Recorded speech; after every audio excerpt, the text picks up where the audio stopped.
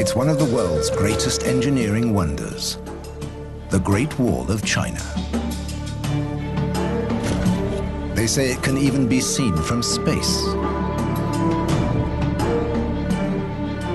It's a military masterpiece that has witnessed hundreds of battles, yet it still holds many mysteries. British writer and historian William Lindsay has lived in China for 20 years. Exploring the Great Wall has become his lifetime obsession. Lindsay has spent thousands of days on the wall, has walked thousands of kilometers along it. How long is the Great Wall really? How many years did it take to build? And why was it built at all?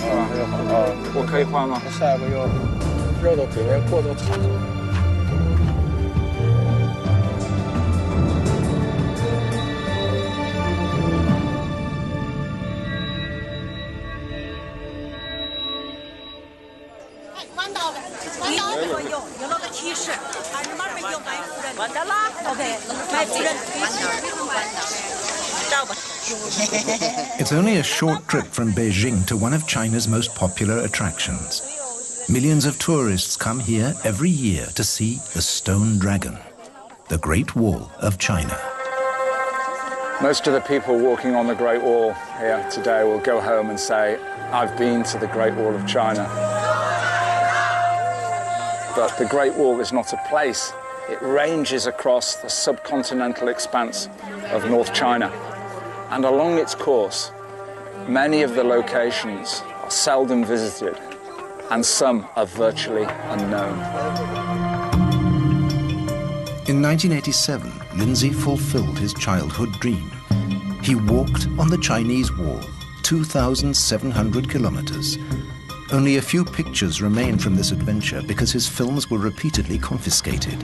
Foreigners were barred from many parts of China. Those times have long changed. China has opened up to the world, and an adventurer has turned into a scholar. Lindsay now seeks out traces of the Great Wall of China right across the country. 23 years after his first trip, he sets off again. Doing the same exploring 23 years later is really testament to the immensity of what we call the Great Wall of China. In the last 2.5 decades, I explored the wall more, 1,700 days. I've discovered it's the world's most famous building, but the least known. There's always something new to discover. There it is. There is no single Great Wall. There are lots of walls in northern China, built by different dynasties for more than 2,000 years. William Lindsay is taking us to one of the most remote places, a 2,300-kilometer drive west of Beijing, to the city of Dunhuang. Into the Gobi Desert. Well, I'm nearly there, 75 miles northwest of Dunhuang. And it's a nice sunny day in the Gobi Desert, perfect conditions for exploring the Great Wall.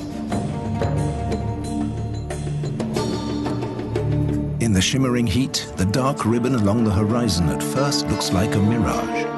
But these really are the remains of a wall, literally in the middle of nowhere.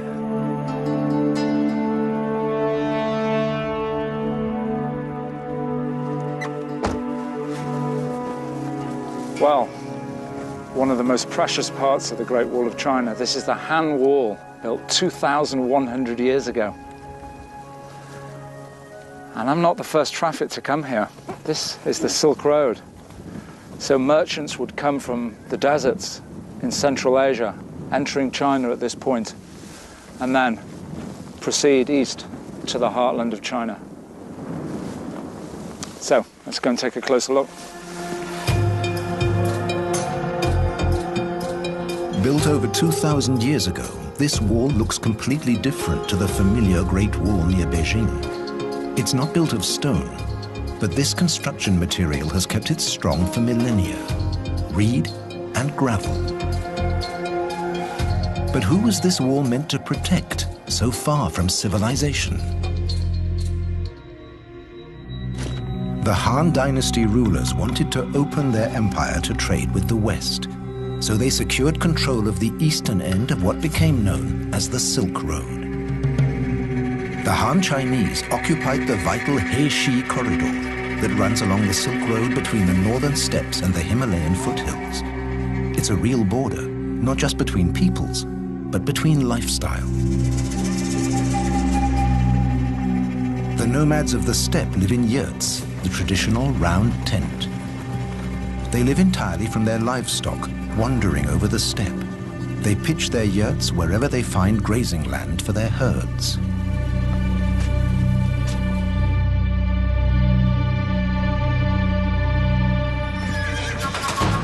After enduring long, hard winters in the steppes, these nomadic warriors ransack China's northern provinces.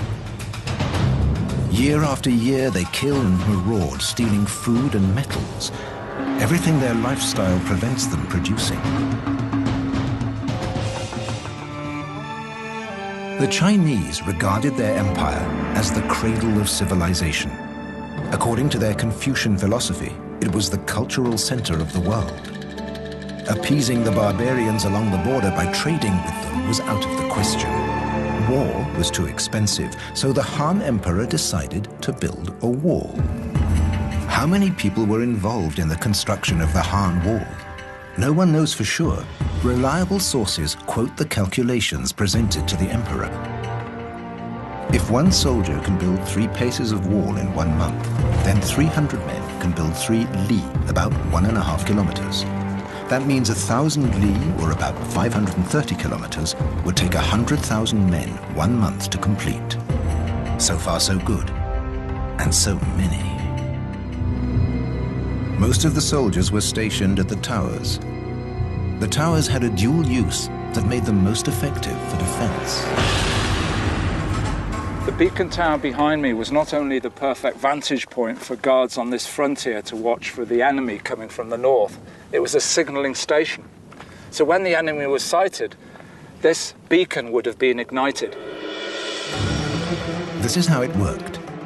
As soon as a guard spotted nomadic warriors, he transmitted smoke signals by daylight or beacon fires at night.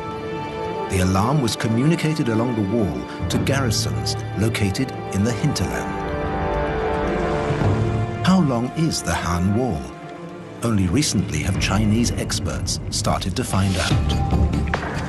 We've joined the local archaeological survey team who are taking part in a national survey to locate the line of the Han Dynasty Great Wall.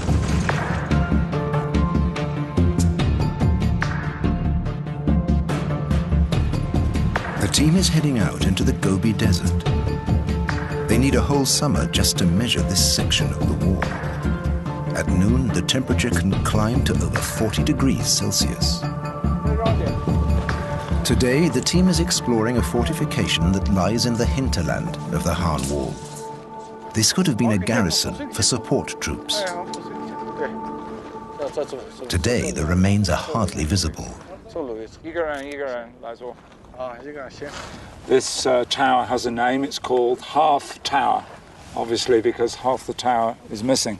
The team are here today to locate the fortifications with GPS. I'm wondering how they're going to measure the height because it's so crumbly. I'll ask them. 你怎么量多高？现在我们有那个才破了啊！我们有测距仪小段，到跟前大海让它破一下。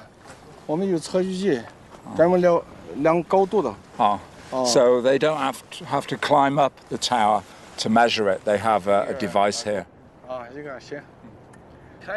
A laser rangefinder collects the data. It'll be a few years before the results of the survey are summarized and a figure can be given for the length of the Han Wall. 以前我们这个工作做的比较少一点。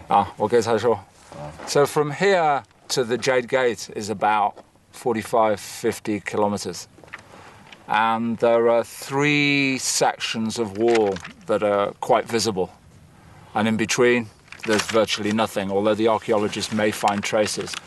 Mr. Yang is very reluctant to give a guesstimate of how many kilometers of Han Wall are standing.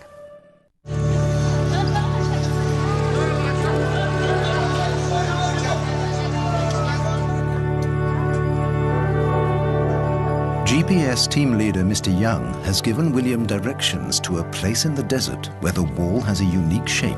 It's a 16-kilometer hike, so William is buying provisions for the trip at Dunhuang Market. Well, raw meat wouldn't be very good, and it's in the deserts.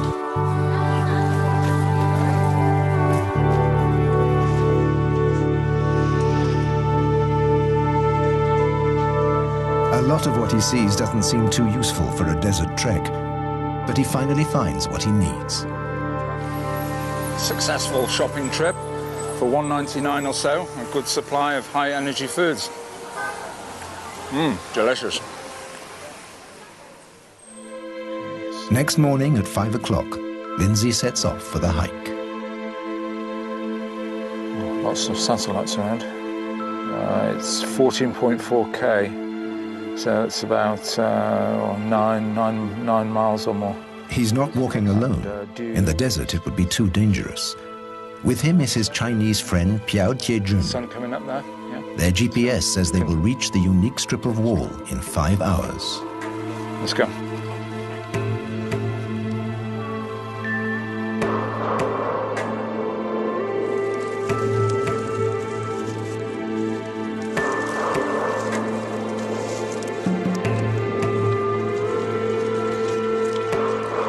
It's cool now, but the sparse vegetation is tinder dry. There hasn't been any rainfall here for months.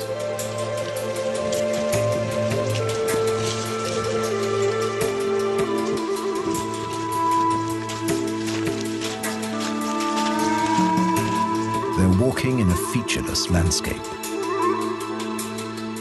You can see a solitary tree over there.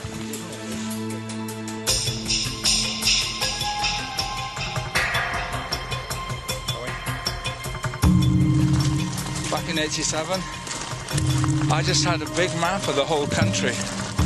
Basically, my journey along the wall from the desert to the sea was like that. 1,700 miles. Not the ideal map for hiking across desert grassland.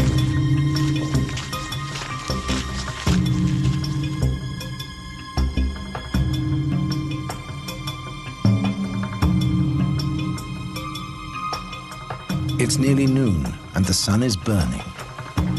But finally, they arrive at the place they've been looking for. Hey, there it is. We made it. Yeah. Fantastic. Great. Brilliant. For William, it's already worth the trip, even the 5 hours back. Amazing, eh? Oh, look at that. Fantastic. The best bit.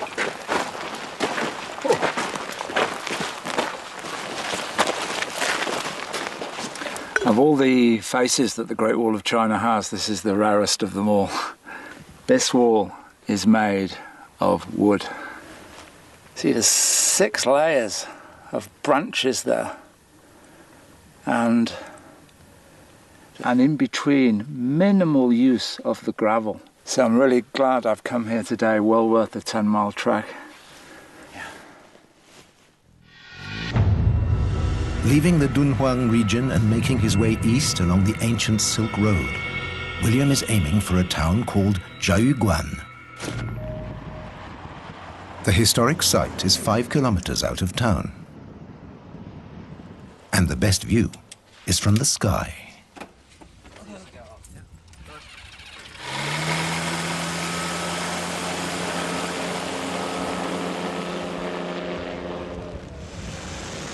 A giant castle guarding the wall, built in 1539 by Jiajing, emperor of the Ming dynasty.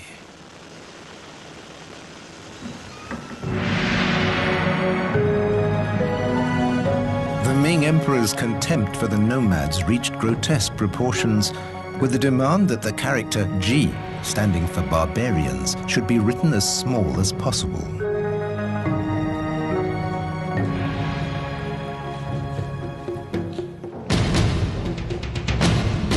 After the Han Dynasty, other dynasties rose and fell. Many of them built walls, but none of any significant length. Ming Emperor Jiajing ascended the dragon throne in 1521. He renewed the Han tradition established in ancient times, constructing a long wall at the northern border with its westernmost point at the Jiaoguan Pass. Jiaoguan translates as barrier to the Pleasant Valley, and Pleasant Valley means China.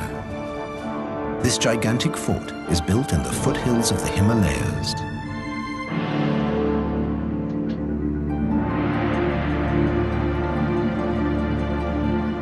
In the courtyard, the mighty walls form a kind of maze to stop invaders in their tracks.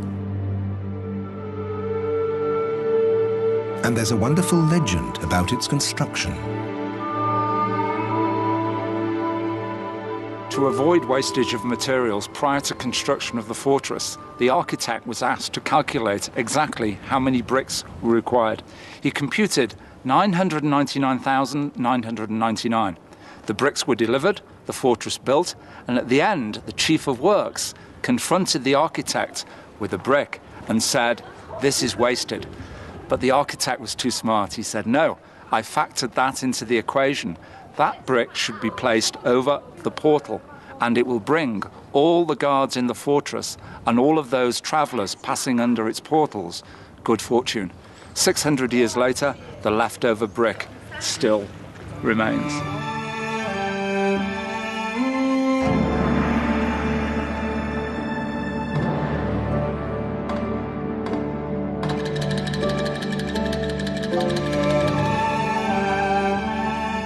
Next to the fort is the starting point of the wall constructed by the Ming.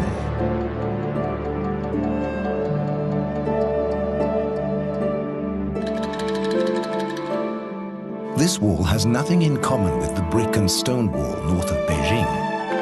It's made of rammed earth, and although it's more than 400 years old, it's still in good shape, and it's still wide enough to walk on.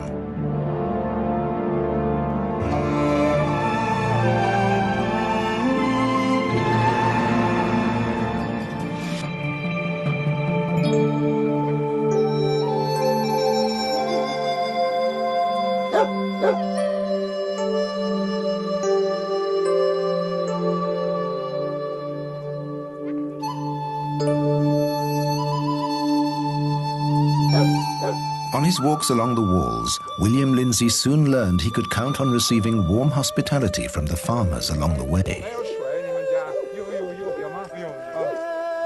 Before coming to China, my family and friends were very concerned. 1987, going to China, the big communist country on the other side of the world, are the people going to be friendly?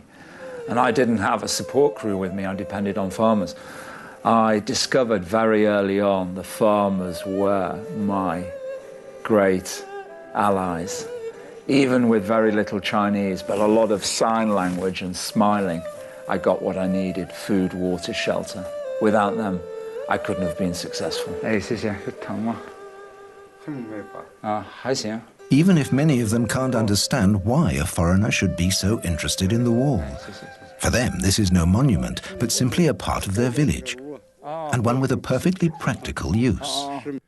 So I was asking him why these holes in the wall. I thought they were nests, but in fact, previously the farms were right up against the wall, so there were wooden beams going into the wall.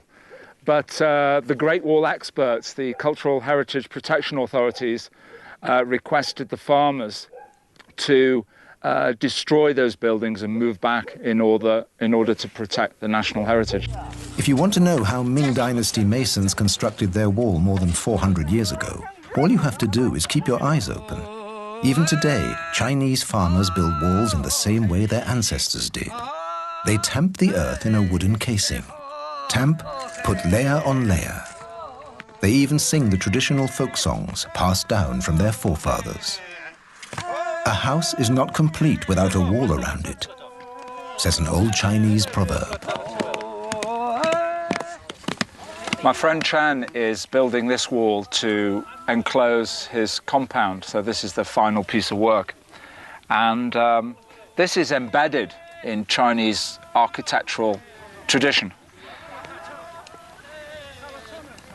Whether it's a compound, or a village, or a kingdom, it must be enclosed, completely safe.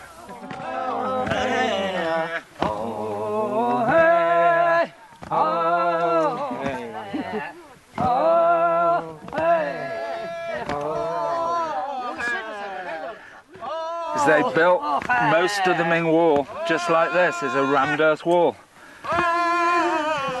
Imagine how many billion thuds it took. 做这个工作，你唱歌这个挺好听，是你自己弄的歌或者？是你唱他喊，黑似的。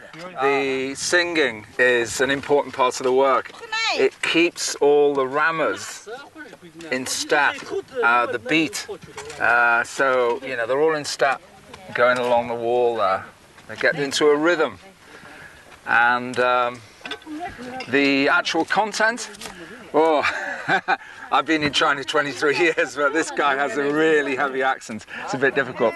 But it's definitely a kind of rap. He changes the words and occasionally you hear them chuckle. So I think he gets a little dig in about those that are kind of falling behind in distance, or maybe he can tell by the thuds if someone is out of tune.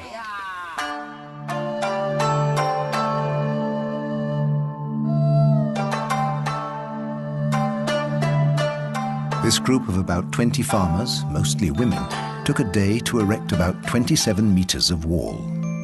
We don't know if their ancestors could have worked better or faster. But we do know they would have used the same materials and tools, except for the tractors carrying the clay and the cell phones. 好了，挂掉了吧。行了，好了。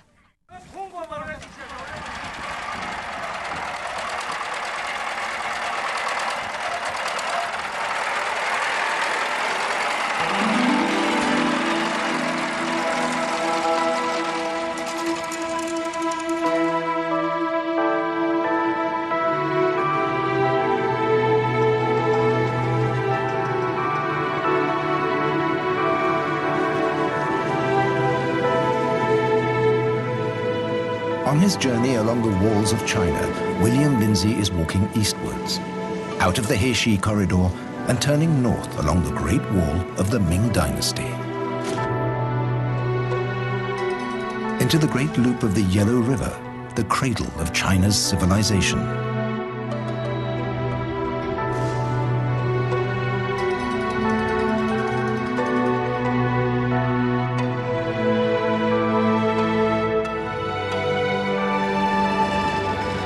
This has always been the gateway for the nomads to enter China. Here, though wind and weather have done their worst, the wall and its towers can still be made out on the crags above the river.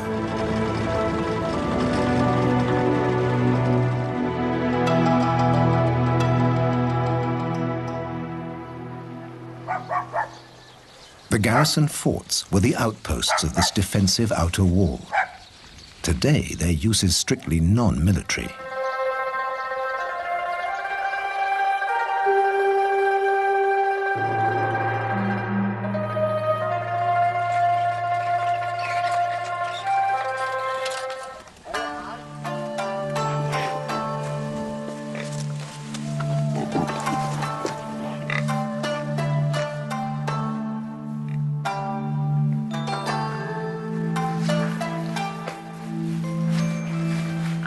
Oh, I love staying in the countryside. This building, it's made of thick blocks of limestone, and on the roof there's turf. And you come here in winter, they've got a good method for keeping you warm. See this? It's not a bed, it's called a kang, K-A-N-G. And they put the fuel under here, light it, they can do the cooking here, and you've got a nice warm bed for the night. So I've got full board and lodging, breakfast tomorrow morning and dinner this evening and lunch coming up soon for less than $10.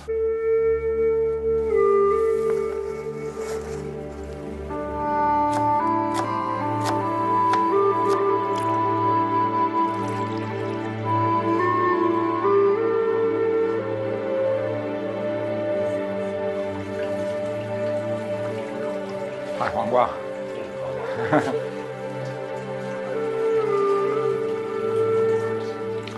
I should apologize for the slurping.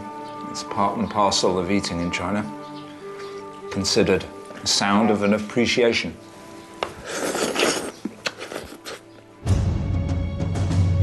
The ingredients of the lunch William is appreciating today are also the reason the nomads raided the land of the Yellow River throughout the 16th century.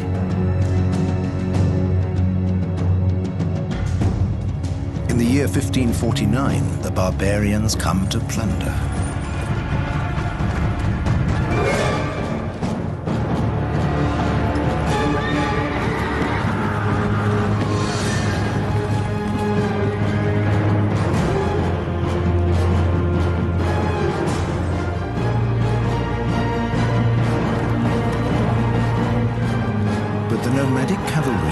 To a virtual standstill at the new border wall at Xuanfu.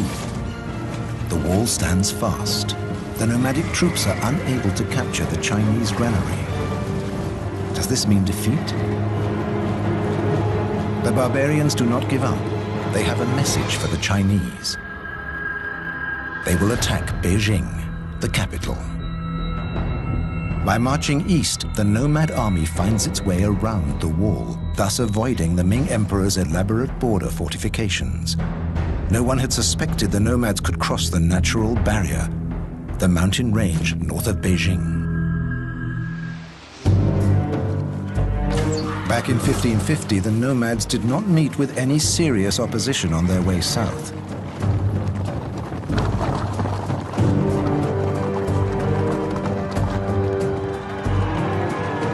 They terrorized Beijing's suburbs for 3 days.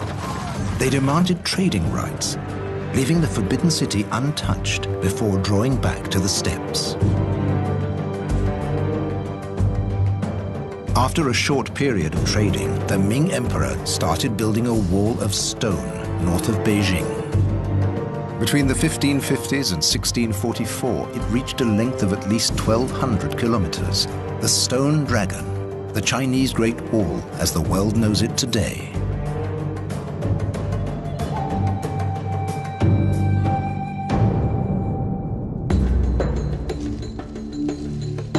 How many people were needed to build it? Official figures are rare, but in some inaccessible sections of the wall there are still stone tablets engraved with texts that could give us that information.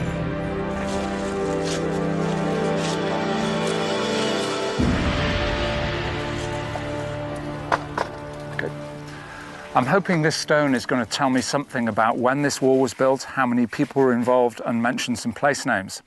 From here, the inscription looks very faint, but we have a ladder, master artisan, Mr. Ho, and with his simple tools, we're going to copy the stone and produce a rubbing, which hopefully will reveal the full contents of the tablet.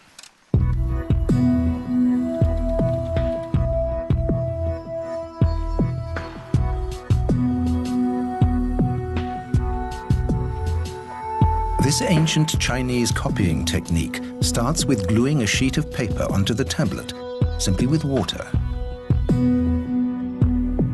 This is step number 1. Step number 2, dazi, translates literally as typing characters. So he's using a brush and he's hammering the paper into the carvings.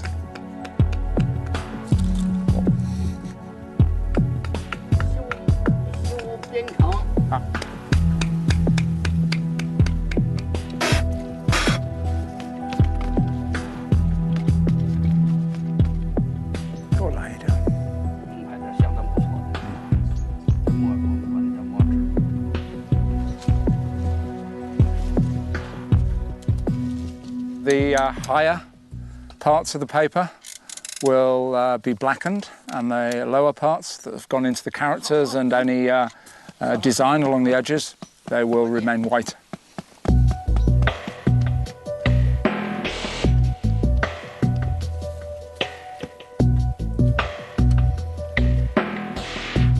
After 3 hours of sponging and drying, Mr. Ho presents his piece of art. It looks like a blueprint, or an old archive document. And he helps William translate the ancient Chinese characters, which today hardly anybody can read. 好像是就是这个地方，到王时中，王时中，好，军政，然后这是百户，百户，百户叫扬州，修的第2年冬天修好的。This stone is telling us that 2 military officials in charge of 1,100 families put in the effort to build 250 yards of wall in the autumn of 1579. So in terms of very simple arithmetic productivity, we're talking about 4 persons per family, 4,500 people working for 8 to 10 weeks in the autumn of 1579 to build that. Whereas tamped earth walls were built by untrained serfs or peasants, this project required special knowledge. Hundreds of master builders and skilled engineers, thousands of stone cutters and tens of thousands of masons were recruited to build the wall. And another factor led to the costs rising exponentially.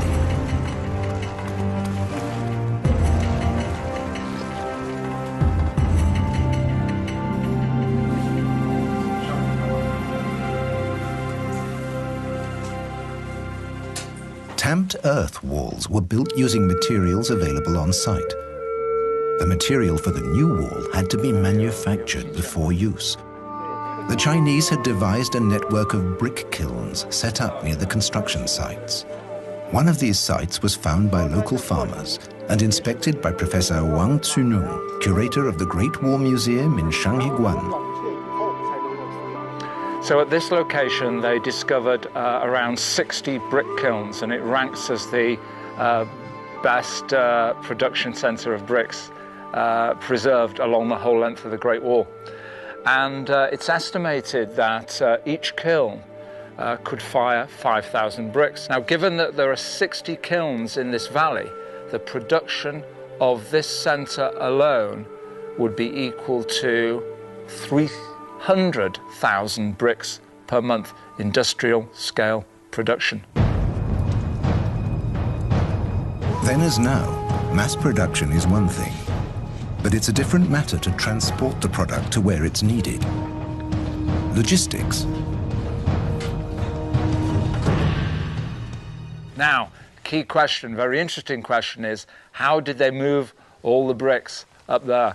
王老师，你觉得我们离长城就是在上面，我们可以看那个烽火这的转到长城上面。 Again, there is almost no historical record to answer this question.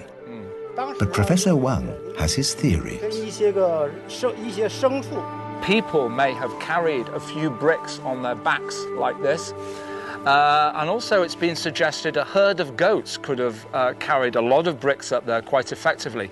2 bricks on the back of the goat, and the bricks are joined together with rope, so the goat is quite balanced as it's moving up the mountain.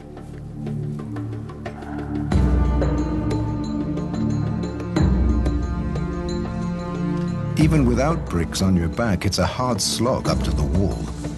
But it's worth it. Hardly any tourists make it to this isolated section.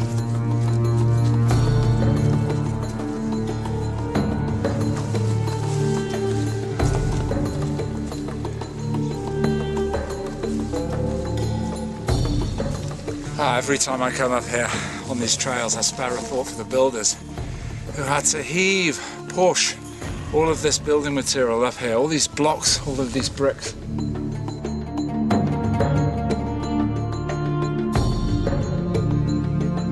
The sometimes bizarre route taken by this wall has led many experts to believe that more than just defensive considerations were in play here.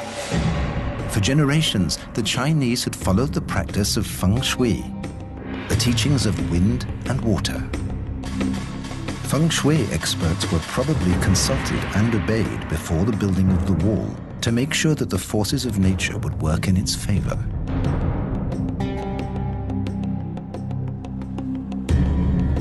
Spending his days alone on the wall, Lindsay imagines how the soldiers must have suffered here.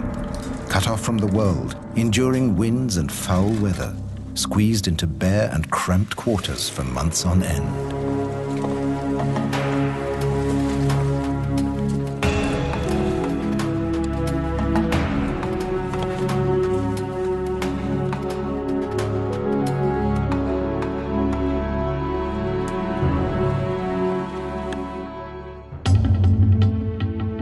Finally, this wall is a monument to the closed world view of the Ming Empire. It circumscribed their universe and excluded everything that was foreign. Often scratching around in this rubble, you can find bits of pottery. Not sure what this stone is. This stone looks quite interesting. Maybe a brick, I don't know. Let's have a look.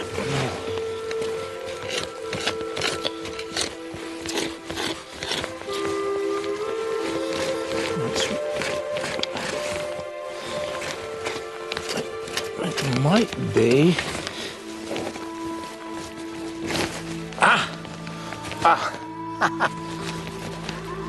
That is a stone bomb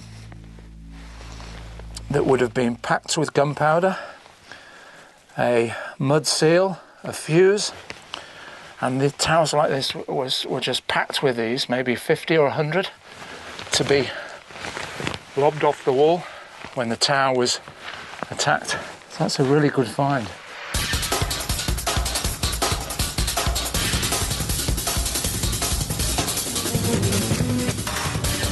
"320 kilometers further east, we find another example of living history.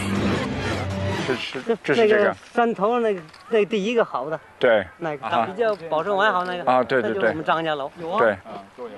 骆家楼。This is Zhang Heshan. His ancestors built the wall here 440 years ago. And close by, towers have other family names like the Chen Tower, the Wang Tower, the Luo Tower. So here we have the family history of the Great Wall still living on 440 years after it was built.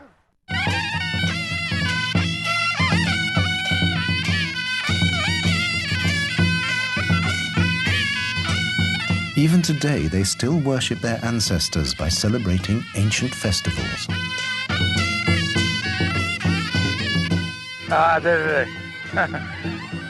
The pig was slaughtered yesterday, so it should be quite nice, fresh pork. It would have been a rare moment of relaxation and abundance in a hard life.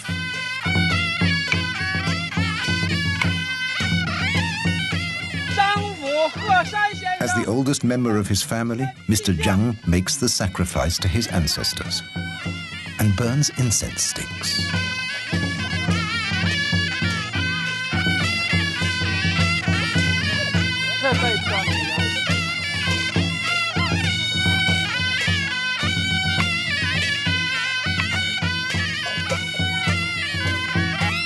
Then the living generations of the Zhang family bow to the dead and to their own great history.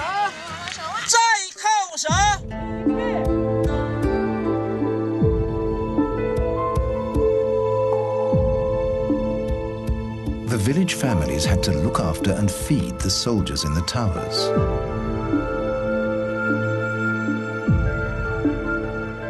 Their takeaway food service survives to this day. Zhang Heshan, the farmer down in Chengxiu village, prepared some delicacies for me to munch on up here after my hike. And it's amazing to think that 400 years ago, guards garrisoned up on the wall would be sent these polobiang by their families. So let's have a look. It's a kind of pasty kept fresh in one of these large oak leaves. You can see the leaf print on the pastry. Well, have a taste.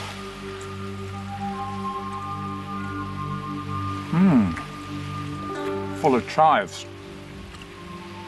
Kind of Chinese hamburger.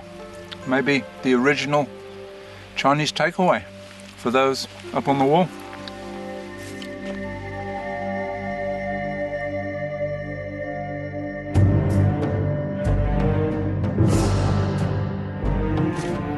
By 1644, just short of 100 years of construction, the most impressive defensive wall ever made by man was finished.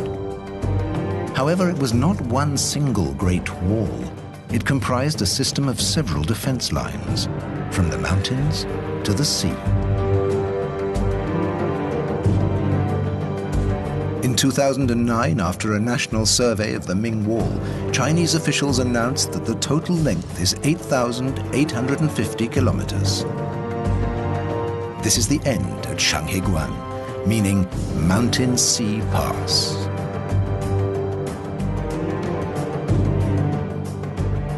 The Chinese liken the Ming Great Wall to a dragon snaking across their land, and here it comes to a geographical end at Old Dragon's Head at the Yellow Sea. Not far from this location, in 1644, the commander of Shanghaiguan faced his biggest challenge, an event which led to the end of the Great Wall functioning as a national defense. Professor Wang is taking William to the gates and walls in the outskirts of Shanghaiguan. This is the place where the Great Wall story came to an end. The construction of the Great Wall led to the financial and strategic collapse of the Ming dynasty. Revolts broke out everywhere in the empire. An army of rebel peasants marched on Beijing, where they toppled the emperor. Then on to Shanghaiguan, the last stronghold of the Ming Empire. But a mighty army had risen from the steppes, heading for the Middle Kingdom, the Manchus. Caught in between, Wu Sangui. He was the general in command of the fortress at Shanghaiguan. Now he was under siege. What could he do? This was a powerful garrison, but was it strong enough to fight off attackers on two fronts?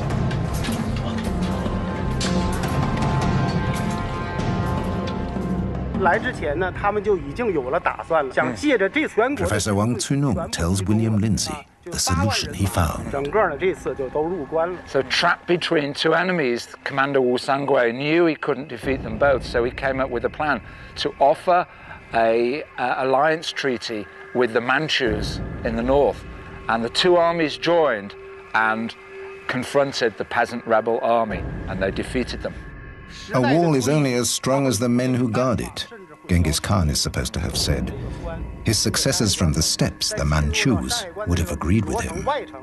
80,000 Manchu soldiers passed through this gate and entered the heartland of China. The Manchus founded a new dynasty which in effect ruled over the Middle Kingdom until 1912. They called themselves Jing, meaning the pure.